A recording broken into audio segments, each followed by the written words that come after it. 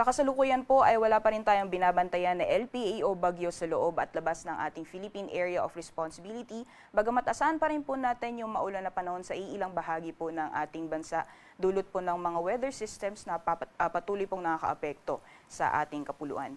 Unang-una, yung epekto ng northeast monsoon ay nararamdaman pa rin dito sa may area ng northern Luzon at magdudulot pa rin po yan ng maulap na kalangitan at may kasama po yung may hinang mga pagulan sa eastern section ng northern Luzon area. Meanwhile, sa may bandang Mindanao po, may namamataan din tayong mga kumpul na kaulapan na nakakaapekto sa may southern portion ng Mindanao. Yan po yung Intertropical Convergence Zone or ITCZ na unti-unti pong nag-shift or nag-adjust po siya pababa. So yung mga kaulapan po na yan is mostly makakaapekto lamang sa may katimugang bahagi ng Mindanao as well as sa Palawan. So magiging maulan pa rin po sa ilang bahagi po ng Mindanao ngayong araw. Sa nalalabing bahagi naman po ng ating bansa, may namamataan din po tayong mga kaulapan dito po sa may bahagi ng southern Luzon. Although nakikita natin na papanipis na po yung mga kaulapan na yan. So asahan pa rin po natin, possible pa rin po yung mga kalat-kalat mga pagulan, pagkidlat at pagkulog sa may bahagi po or ilang probinsya sa southern Luzon. Dulot po ng epekto ng easterlies o yan po yung mainit na hangin na nanggagaling sa karagatang Pasipiko. At sa nalalabing bahagi po ng ating bansa, dyan po sa Visayas, sa nalalabing bahagi ng Mindanao, sa may Palawan, and the rest of Luzon area ay magiging maaliwalas naman po yung panahon except na lamang po yung mga panandalian o mga biglaang buhos ng ulan. At sa mga susunod na araw ay inaasahan po natin na magpapatuloy pa rin po yung generally fair weather conditions this coming Saturday sa malaking bahagi po ng ating bansa. Ngunit unti-unti pong lalakas ulit yung epekto ng hanging amihan ngayong darating na weekend. At kaagipat po sa paglakas ng epekto ng hanging amihan ay muling babalik yung epekto ng shear line o yung pagsasalubong ng malamig at mainit na hangin. So possible po by Saturday evening or sa darating na linggo ay magdudulot po ulit yung shear line ng mga pag-ulan sa may bahagi po ng Quezon, pati na rin ng Bicol region. Possible po this coming weekend po yan or sa kalagitnaan ng weekend. At possible din po na makakaapekto din siya sa mga karatig na probinsya. Meanwhile, for this coming weekend at least ay wala pa rin tayong namamataan or ine-expect na LPA o bagyo na posible pong makaapekto sa anumang bahagi ng ating bansa. So besides po yung malakas na amihan na posible pa rin pong magdulot ng mga pag-ulan sa may northern Luzon, pati na rin yung shear line na posible pong magkaapekto sa may bahagi naman ng southern Luzon ay makakarans pa rin po ng maaliwalas or generally fair weather conditions sa nalalabing bahagi po ng ating kapuluan, liban na lamang po yung mga biglaan o mga panandaliang buhos ng ulan dulot ng mga isolated na thunderstorms. Sa magiging lagay naman po ng panahon ngayong araw dito sa Luzon, dulot ng patuloy na epekto ng hanging amihan, ay magiging maulap pa rin po yung papawirin sa may bahagi po ng Cagayan Valley as well as sa ilang portions ng Cordillera Administrative Region, dyan po sa may Apayao, Ifugao, gayon din sa Mountain Province at Kalinga. Yung mga pag-ulan po ninaasahan po natin dyan is mostly mga light rains o mahina mga pag-ulan o mga pag-ambon.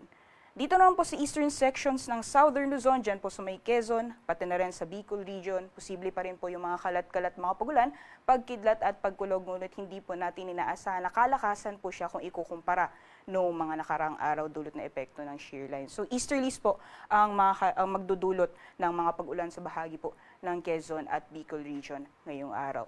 At sa nalalabing bahagi naman po ng Luzon, so for Ilocos region, sa may Abra, gayon din sa Benguet at sa malaking bahagi po ng Central Luzon, magiging maaliwalas din po yung panahon. May mga posibilidad lamang po na mahihina mga pag-ulan o mga pag-ambon na mabilisan lamang.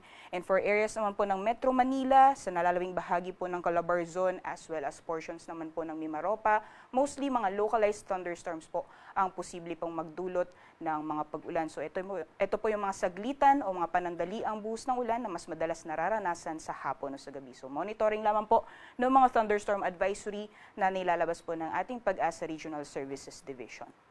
For the temperature forecast naman po ngayong araw sa mga piling syudad dito sa Luzon, so, sa Tugigaraw po, yung agwat ng temperatura ay maglalaro mula 24 hanggang 30 degrees Celsius, 33 degrees Celsius maximum temperatures naman inaasahan ngayong araw dito sa Lawag. At yung agwat naman ng temperatura sa Baguio ay maglalaro mula 17 hanggang 25 degrees Celsius. Sa Metro Manila, yung maximum temperatures po natin ay aabot ng 31 degrees Celsius, Para naman po sa Tagaytay, maglalaro na 22 hanggang 29 degrees Celsius at 32 degrees Celsius maximum temperatures naman ngayong araw dito sa Legazpi.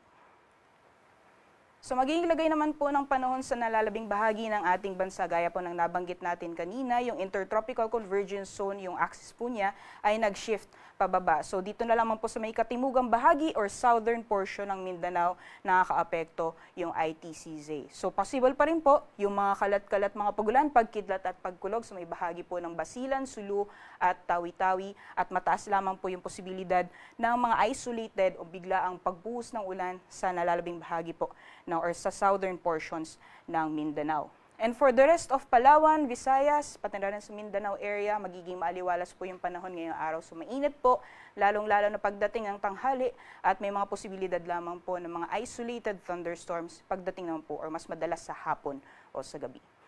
Temperature forecast naman para sa mga piling syudad dito po sa Palawan at Visayas, yung maximum temperatures po sa Kalayaan Islands aabot ng 31 degrees Celsius at 32 degrees Celsius naman para dito sa Puerto Princesa. Para naman po sa Iloilo, yung maximum temperatures po natin aabot ng 31 degrees Celsius, 26 to 30 degrees Celsius ang agwat ng temperatura inaasahan ngayong araw dito sa Cebu, at yung maximum temperatures naman para sa Tacloban aabot ng 32 degrees Celsius. So, para naman po sa temperatura sa mga piling syudad dito sa Mindanao, for Zamboanga po, aabot ng 32 degrees Celsius maximum temperatures. Sa Cagayan de Oro ay 25 to 30 degrees Celsius. At para naman po sa Metro Davao, yung agwat po ng temperatura ay maglalaro na 26 hanggang 31 degrees Celsius.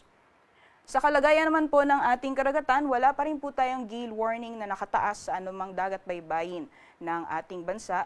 Ngunit iba yung pag-iingat pa rin po sa mga planong pumalaot sa mga dagat baybayin ng Northern Luzon dahil posible pa rin po yung mga katamtaman hanggang sa maalon na karagatan.